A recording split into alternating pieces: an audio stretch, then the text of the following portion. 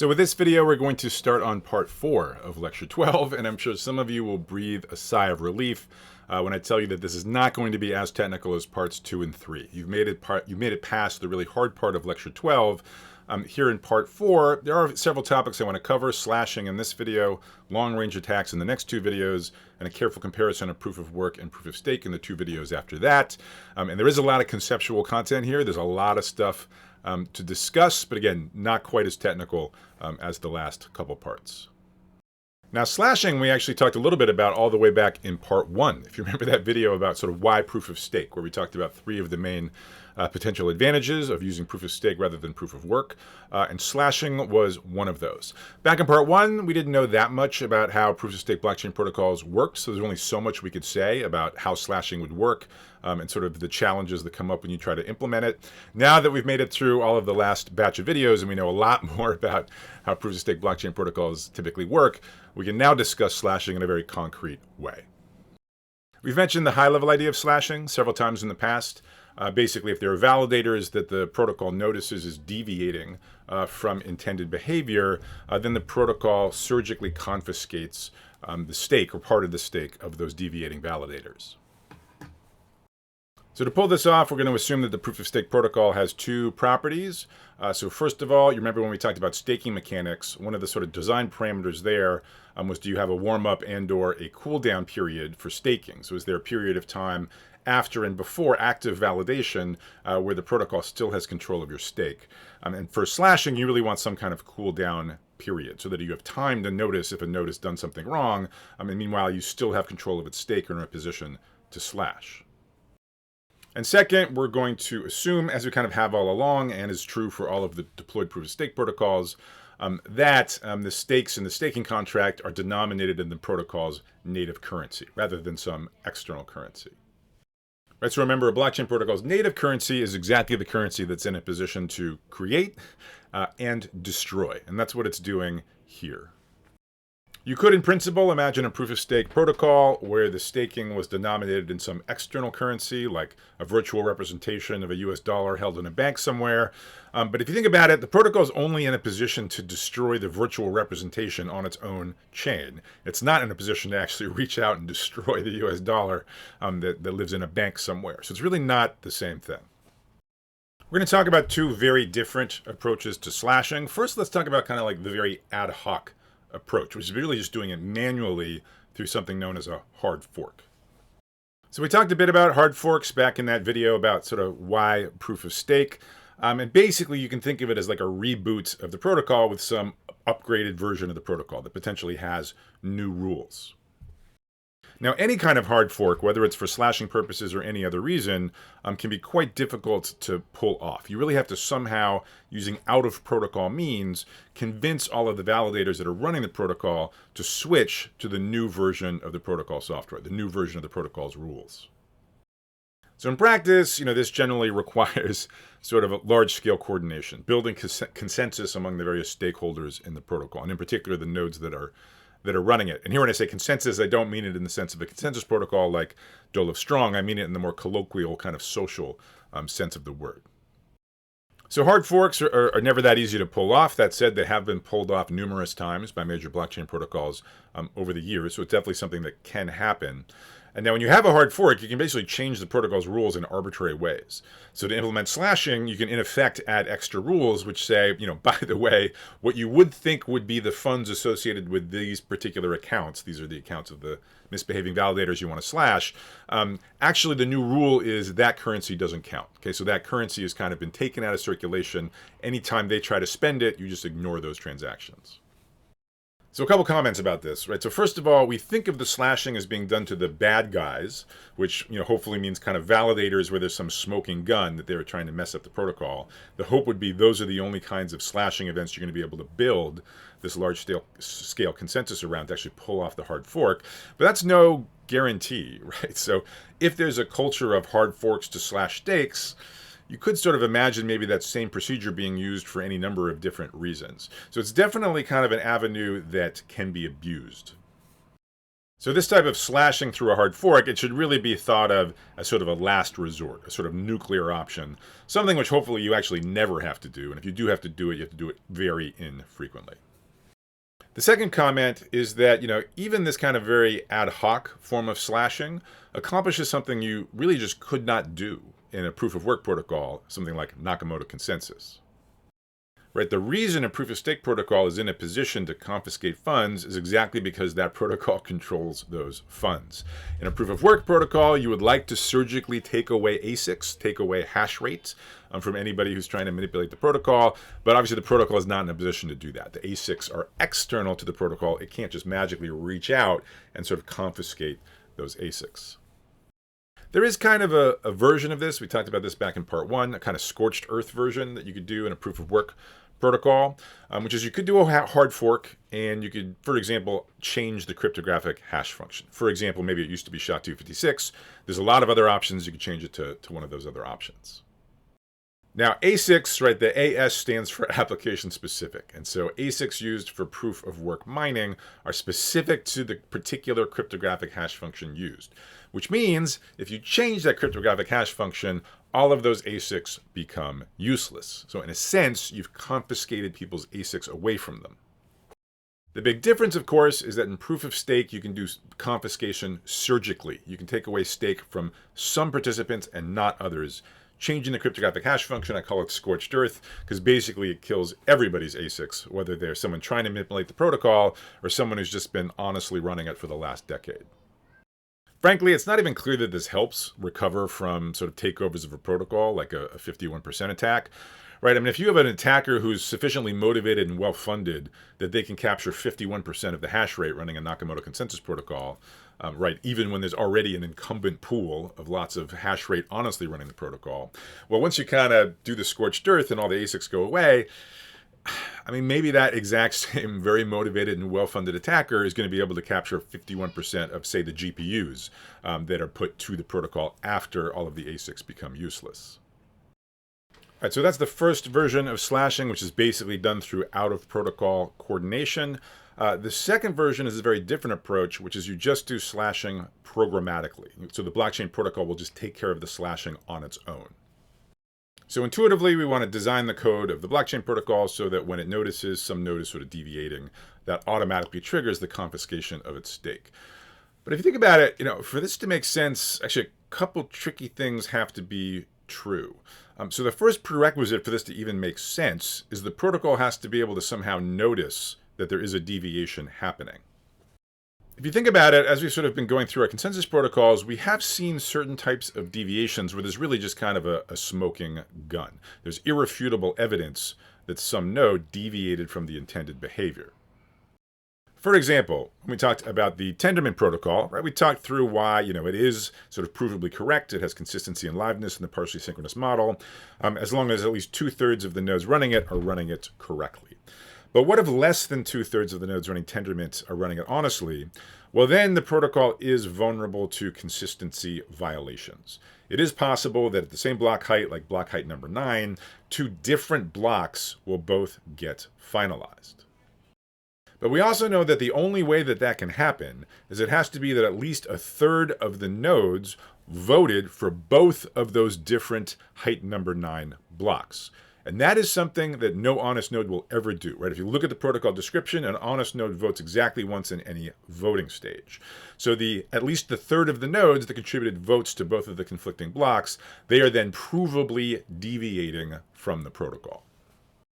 So that's an example of a detectable deviation in a BFT type protocol, right? If you ever contribute votes for 2 different blocks, and remember you have to sign all of your votes, those 2 signatures for 2 different blocks of the same block height, that's evidence, that's irrefutable evidence that you deviated from the protocol.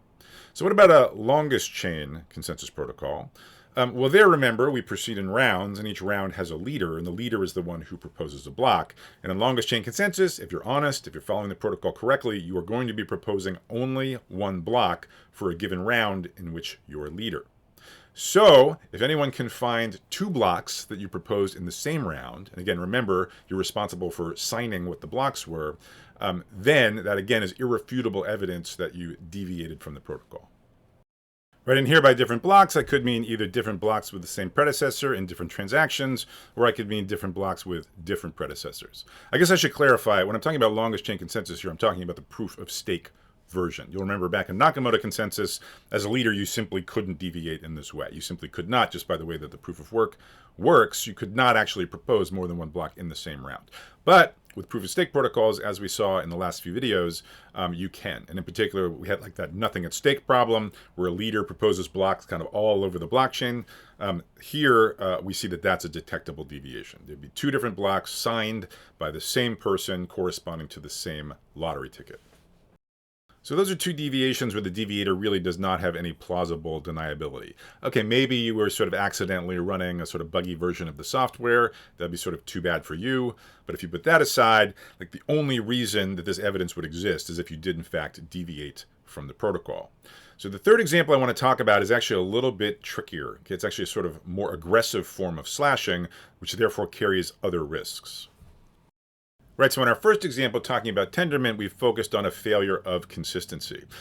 That's not the only way a consensus protocol can fail, right? It can also fail liveness. So one idea would be to try to sort of detect if nodes are deliberately messing with the protocol's liveness property. How would it be doing that? Well, there's sort of various ways, but for example, you could withhold block proposals whenever it's your responsibility to do it. You can also withhold votes in a BFT type protocol when it's your responsibility to cast one. Now, is this a type of deviation that a blockchain protocol is in a position to detect automatically?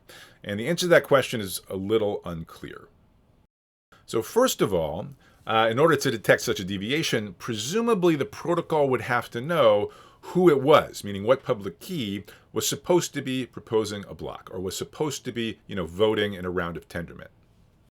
So whether or not the protocol can do that is going to depend on how the block proposer and voters are chosen. For example, if you're using verifiable random functions, which is sort of the main technique that we've sort of used as a case study in parts 2 and parts 3 of this lecture, the whole point of the VRF-based sampling method is secrecy. It's that nobody knows who's a winner, who's a block proposer, who's on a committee, until that person chooses to disclose that fact. So if you're using this specific style of VRF-based sampling, then this deviation is not detectable, at least not if you implement the protocol in the obvious way, right? There's always plausible deniability, right? Maybe the reason I didn't propose a block, it's not because I'm Byzantine, it's because I wasn't actually a leader. It's because my credential was not sufficiently small. You can imagine trying to get around this, like maybe every single node has to report their credentials so that you could actually verify that they're not supposed to be proposing a block or that they're not on the committee. But then you're back to what we were trying to get away from with VRF-based random sampling, which was having all of the validators sort of contribute to every single part of the protocol. So high level, just really not a good combination with the VRF-based sampling that we talked about in the last couple parts of this lecture. So there are proof-of-stake protocols that do slash based on these types of deviations. In fact, proof-of-stake Ethereum does so. So needless to say, in those protocols, there is some advanced predictability of who's supposed to be proposing blocks, who's supposed to be voting, and so on. That's sort of a necessary condition for implementing slashing on this type of deviation in a sort of practical way. So specifically in proof-of-stake Ethereum, the phrase used for this type of slashing is an inactivity leak. So basically, if the blockchain protocol sort of stalls and stops finalizing new blocks, then validators are going to start losing some of their stake for that lack of progress. The second complication, and this is why I referred to this as a more aggressive form of slashing, is that actually nodes kind of do have plausible deniability with these kinds of violations, right? Because they can just say, look, I'm not a Byzantine node, don't slash me, it's the network that's Byzantine, right? Like imagine we're in the partially synchronous model, we're before global stabilization time, and this node's messages just got delayed so long that the protocol assumed that it never broadcasted them in the first place. And the problems don't stop there, right? Imagine, say, a proof-of-stake BFT type protocol. So this is going to be one where, you're probably going to be proposing, you're responsible for proposing blocks only fairly infrequently, but you might be responsible for voting quite frequently. And imagine it's a protocol where, in an effort to deter these types of attacks against liveness, slashes validators that are not voting when they're supposed to be voting. So for the protocol to be in a position to do that, somehow these votes must be recorded on-chain. They must be recorded along with, for example, transactions and added to the running blockchain state. Well, so you're voting pretty frequently. Who is it who's in a position to record your votes so that the blockchain protocol can see it? Well, that's the other validators. So if the other validators choose to produce blocks but deliberately exclude your votes, well, then again, you might wind up triggering this slashing condition and losing some of your stake, despite the fact you really were honestly following the protocol. So that's why I call this a trickier example. Unlike the first two examples, there really is not irrefutable evidence that a node deliberately misbehaved. There are alternative explanations consistent with honest behavior, right? Either problems with the network or problems with the other validators. So for that reason, a lot of proof-of-stake blockchain protocols, even ones that do use slashing, will stop short of slashing these kinds of apparent violations, just because you can't really be sure that it's not an honest validator that you're slashing. Interestingly, proof-of-stake Ethereum actually does slash for missing block proposals and votes that you're supposed to be casting. So as far as the problem with network outages, Ethereum in effect says, that's your problem, right? Basically, if you're going to be a validator, make sure you have good enough and robust enough network connectivity that you can get your block proposals and your votes in on time. The censoring validators problem, that's a more serious problem, right? So validator is not in a position to stop other validators from censoring it. So there, the Ethereum protocol actually has some additional complexity, additional logic and incentives to deter validators from censoring each other in this way. All right, so that whole discussion actually already illustrates what's going to be requirement number 2, which is not only must it be that deviations are detectable in principle, but it must also be there's sufficient information recorded on-chain, recorded alongside all of the transactions that enables the protocol to notice that there's been a violation. So think, for example, about some newly arriving validator, right? So think about a proof-of-stake blockchain protocol that's been humming along for like 7 years, but it's permissionless, so anybody can join at any time. So some new node wants to sort of become a validator. It doesn't want to trust anybody. So what it's going to do, it's going to go back to Genesis and replay the 7 years of stuff that's happened over the course of the protocol's existence. It's going to do that so it can correctly compute the current state. Now, the current state includes, in particular, balances, for everybody who has an account in that protocol. And so, in particular, you need to know whether people got slashed, right? So you need to know not just kind of who transferred money to whom and all that kind of stuff. You need to know whether the protocol took away some stuff from anybody as well. So for our first two examples of detectable deviations, hopefully it's at least conceptually pretty clear what should be recorded sort of on-chain for the rest of time so that later nodes can figure out what the violations were and who got slashed. If you're talking about Tendermint, for example, and somebody voting for 2 different blocks in the same voting stage, then somehow on-chain you want to sort of record both of those signed votes, signatures corresponding to the exact same public key. In the case of longest chain consensus, you again want to record sort of the 2 signatures, both by the same leader proposing 2 different blocks in the same round. For the third, trickier example, it's actually not going to be the presence of something as part of the blockchain state that tells a sort of newly arriving node about slashing events. It's going to be the absence of information recorded on chain. It'll be missing block proposals and missing votes. And again, this is only going to make sense if you're not doing something like our VRF-based sampling approach from parts 2 and 3, but you're doing instead a way of sampling where you know at the time who it is who's supposed to be proposing a block, who's supposed to be voting. So those are 2 requirements you need for this programmatic slashing to even make sense. So first of all, you should be thinking about a deviation which at least is detectable in principle. And then secondly, you need to have sufficient evidence on chain, either explicitly or implicitly, so that it's detectable not just in principle, but detectable automatically by the protocol itself. All right, so I've told you about 2 different approaches to slashing, doing it in an ad hoc way, just kind of through hard forks, or doing it programmatically, meaning the protocol does it automatically itself. Which is better? Really depends who you ask. This is very much an ongoing debate, speaking now in early 2023, about whether proof-of-stake blockchain protocols should or should not use programmatic slashing. Different major proof-of-stake blockchain protocols have just approached this question in different ways. Ethereum famously has always had slashing as part of their vision of what a proof-of-stake blockchain protocol should look like. That was true many, many years before they actually switched over and launched a proof-of-stake blockchain protocol. But actually, a majority of the other major proof-of-stake blockchain protocols actually do not use in-protocol slashing. Now, most of those protocols do still use incentives to try to get nodes to follow the protocol correctly, generally in the form of staking rewards, which are granted only if you appear to have followed the protocol correctly. So, for example, if you went offline for a long time in one of these proof-of-stake blockchain protocols, you'll typically forego the staking reward you would have otherwise received.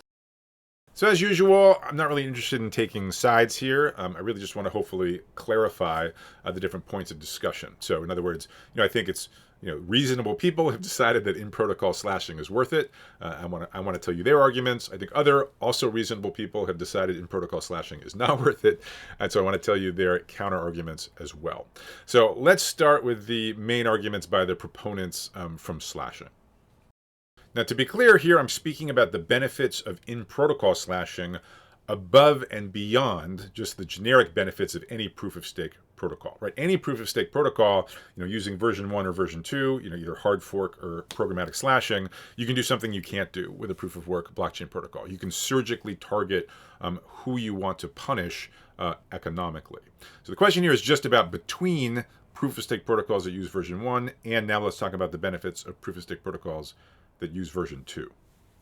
So the first typical argument would go, if you're trying to incentivize nodes like validators to correctly run your protocol, why restrict yourself to a carrot? Why not use a stick also, right? So if you're already kind of, giving rewards, maybe even printing money to do so, why not also use the part of the design space where you take it away as well? So by carrot here, I mean rewards that the protocol doles out to validators running it, and here stick, I mean the slashing, right? And the carrots have been there kind of forever. They've been there since the Bitcoin protocol and its block rewards, but it's really kind of proof of stake that enables you to have the option of this stick. So thus far, when we talk about sort of the benefits of the stick, we've mostly actually been focusing on kind of the extreme case of like a bad actor, right? Some malicious actor who's well-funded and wants to mess with the protocol, like cause a consistency violation in order to execute a double spend. And as we discussed, right, the stick gives a strong economic deterrent from trying to mount such an attack, right? Mounting such an attack requires, for example, a lot of double voting on a BFT-type protocol, which would result in the slashing of a whole bunch of stake. There's also a second kind of more mild effect, but which I still think is potentially practically quite useful, which concerns validators that are not malicious, but maybe prone to being a little bit lazy. And having a stick, even maybe a small stick, might be able to motivate a typical node operator to just sort of do a better job at it, right? So for example, if you're trying to upgrade the protocol, right, so you make some improvements, some new features, you want all of the nodes running the protocol to switch to the new version of it. Already with the staking rewards, there's some incentive to do that so that you keep getting your staking rewards. But somehow, like if you don't upgrade, if your stake actually starts getting slowly drained over time, then you're probably really, really motivated sort of to keep up with the times and make sure you're running the latest and greatest version of the protocol. A second benefit of programmatic slashing is that if you do suffer an attack, right? So suppose you're in a BFT type protocol and someone does actually double spend and cause a consistency violation, it's not just that they experience a strong economic cost, right? Because stake is taken away from them, but also because of the reduced stake and the new distribution of the relative stake, you actually have the potential to just recover automatically in protocol from a 51% style attack. So for example, if you imagine an attacker in a BFT-type protocol who controls 34% of the stake and then carries out a double spend, forces a consistency violation, well then all of that attacker's stake is going to get slashed, and now all of a sudden it has 0% of the stake. So if it wants to double spend again in the future, it needs to sort of reacquire 34% of the remaining stake in order to carry out that second attack. And importantly, this recovery would just, it would not involve anything external to the protocol. It would be much different than the kind of messy process of trying to sort of coordinate all of the nodes running the protocol to pull off a hard fork, for example. So that should all sound pretty cool. So you might be wondering, why doesn't just every proof-of-stake blockchain protocol use programmatic slashing? So let's talk about some of the counter-arguments that people make. So the first three drawbacks I'm going to mention, I think they're not really up for debate. I think everybody would agree that programmatic slashing does have these sort of three issues with it. Definitely going to be debate over how important those issues are, but I think the fact that they exist, relatively uncontroversial. First one is just that, programmatic slashing means a more complex blockchain protocol. So, for example, right, to have programmatic slashing, you need evidence of misbehavior recorded on chain. So, you need some kind of logic by which validators can include that evidence, pointing out that other validators have misbehaved. And then also, the protocol has to be in a position to actually verify that that evidence is, in fact, what it's purported to be, as opposed to just framing some other validator in order to get it slashed. And then, kind of an automatic consequence of additional protocol complexity is you kind of inevitably wind up picking up some additional attack vectors that you have to think about. So a good example here came up in our discussion on the left, lower left part of the slide when we were talking about that third sort of trickier example of an offense, sort of a liveness violation that you might want to try to slash. And so that would presumably involve somehow recording votes on chain and sort of slashing validators that haven't contributed votes when they were responsible for doing so. And as discussed there, that gave rise to an additional attack vector. All of a sudden, validators were in a position to punish other validators by deliberately refusing to include other validators' votes in the blocks that they're adding to the blockchain. And as we discussed, the Ethereum protocol has to have some additional logic to deter validators from doing censoring in this way. The third point you hear about a lot, and rightly so. I think it is a quite important point, which is, no matter how careful you are with your slashing conditions, if there are conditions under which you slash someone for, what you think is misbehavior, in practice, it just seems like there's inevitably, reasonable people might, I don't want to say through no fault of their own, but certainly through no malice, might wind up triggering those conditions as well. And you can imagine a number of reasons why this might happen. I mean, one particularly tricky one came up in our discussion in the lower left part of the slide when we talked about trying to slash for sort of missing votes or missing block proposals. We discussed there that, even a perfectly honest node, which is literally just trying to do the best it can, if it has a severe enough network outage, it's going to wind up getting slashed for inactivity, for missing votes.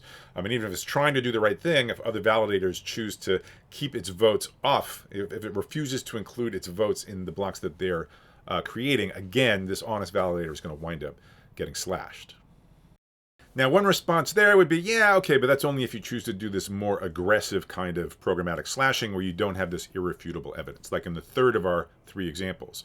In the first two examples, you might say, there's a smoking gun, right? Someone literally just signed two different blocks at the same block height, for example, or in the same round, right? Clearly, they could never have done that were they a well-intended validator. But again, sort of in practice, this isn't quite true. And indeed, even in proof-of-stake Ethereum, there have been examples of validators getting slashed despite really trying to do the right thing. Right, and sort of the short version of the story there is, because Ethereum punishes you for inactivity, right, and so if your computer goes down, you're going to lose some of your stake. That's a natural motivation to sort of replicate, to run not just one machine, but sort of two machines, so the second one can take over if the first one fails.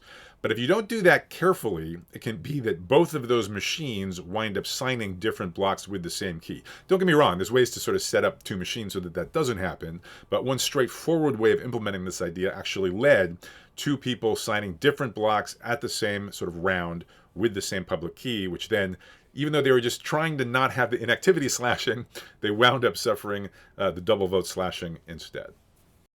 Now, again, a potential response here would be, look, incompetent validators are not our problem, right? Even if you're well-intended, if you can't actually execute, well, then that's on you. I think that's a reasonable position. I don't think it's the only reasonable position. Let me conclude with two more points to add to the counter-arguments pile. And unlike the first three, these 2 points, it's not actually clear these 2 points are true. It's something you hear a lot by people who argue against programmatic slashing, and maybe they're true, but I think it's less obviously true than the first three. So the 2 points are related. So the first point thinks about sort of day-to-day operations of the blockchain protocol, and the second point thinks about exceptional situations. And sort of the viewpoint here is that, look, if you have a healthy proof-of-stake blockchain protocol, like it's well designed and the native currency actually has meaningful economic value outside of the protocol, well, you're not really expecting consistency violations like double spend attacks as a daily occurrence.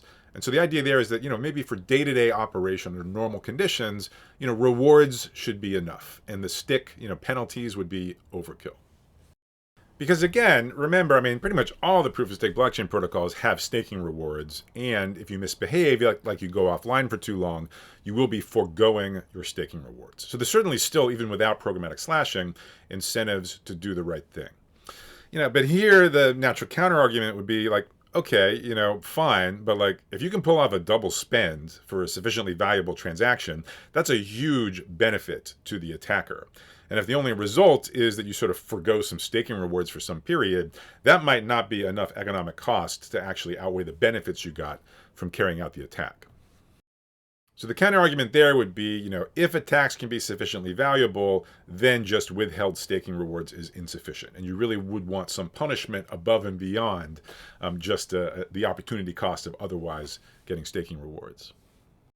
So the other related point is that, if you think of rewards as being sufficient for day-to-day operations, right, okay, maybe you're going to have these like exceptional circumstances where some super well-funded and motivated attacker gets like 34% of the stake and actually enacts a double spend. But the thinking is that like that should be so rare, just handle that using version number 1 of slashing. Handle that using kind of this ad hoc, coordination reboot process. I mean, in some sense, you can even kind of think of, the version number 1 of slashing as more general than version number 2, assuming, of course, you can solve this kind of tricky, large-scale coordination problem to kind of pull off the reboot in a new state, right? Because in protocol slashing, version number 2, that's like an a priori commitment to exactly, what is going to be punished and what the punishment is going to be. And if you're doing version number 1, right, if you're rebooting kind of in a new state, certainly one option for your new state is to say, let's pretend like we had the specific form of programmatic slashing. Let's look at what this new state would have been, and now let's just reboot pretending like that is the new state. So with social slashing, meaning version number 1, you can simulate any programmatic slashing you might have implemented, or you can do anything else. Now, obviously, this is not something you'd want to be doing every day, right? This is kind of a major reboot of the protocol. The vision is this should be happening, maybe once every few years, maybe once every few decades. And indeed, kind of people who argue against, in protocol slashing, they might even say, by embracing slashing as sort of being automatic, it's almost like you're envisioning a world where consistency violations or double spend attacks are going to be common. Like all of a sudden, like that's part of the day-to-day operations of the protocol that you need to worry about. They might further argue that if it's not an extremely unusual occurrence for someone to capture a healthy portion of the stake, if it's actually easy for someone to capture a lot of the stake, well, then your blockchain protocol actually has sort of much bigger problems, right? So for example, if an attacker can capture 67% of the stake, well, then they can basically take over the protocol and do whatever they want. You really have no option for in-protocol recovery. And at that point, the only option is to have a hard fork and have a different version of the protocol where you've removed the attacker and they're 67% of the stake. So I think that's a reasonable line of argument that should definitely be considered. A counter argument to that counter argument would sort of focus on this social slashing process, this kind of large scale consensus, because it's really delicate. It's a little scary if you think about it, just sort of out of protocol, sort of rebooting with some, in effect, arbitrary new state. Like the potential for abuse there is high. In particular, you might be worried that like either it's super difficult to achieve large-scale coordination, in which case you're not actually going to be able to do this recovery, by building consensus outside of the protocol, or it's going to be much too easy to do that, and then it's going to be abused. It's going to be some kind of, rule by mob type situation. So proponents of in-protocol slashing, might argue that it's just too dangerous to kind of outsource, when and whom to slash to this messy kind of large-scale coordination process. So they would argue much better to just be like super clear up front. These are the conditions under which slashing happens, and this is exactly who gets slashed and by how much, rather than allowing that to be sort of decided in the heat of the moment by the broader community. Again, there's no right answer here. I think these are both reasonable sides of the debate. So think about it. Think about which side you find yourself agreeing with more. So as with so many aspects of the blockchain protocol design space, there's an open question here about which is better, to do slashing in protocol or not. It's not clear there's one right answer to that question. I mean, it could be protocols designed for certain purposes should do in-protocol slashing. Those designed for other purposes should not. But at the moment, we really have no guidance, about given a protocol and given your sort of intended user base, whether this is on balance a good idea or not. So again, as with so many other things, it's going to be fascinating, okay, as the years roll on, as we get more data about how these different major proof-of-stake blockchain protocols function. So we're going to be running the experiment. We have all these competing designs, and over the years to come, we're going to see which ones thrive the most. So that wraps up everything I wanted to say about slashing. Next couple of videos are going to be about something called long-range attacks. And so this is really an attack vector that's specific to proof-of-stake protocols. It's something you do not have to worry about with proof-of-work protocols. And that's because it's a consequence of the costless simulation that we've mentioned a couple times in proof-of-stake protocols. The idea that a node or a validator can very quickly fabricate a long alternative history. Long-range attacks is one particular attack vector making use of those long alternative fabricated histories. So that's what's coming up next. I'll see you there.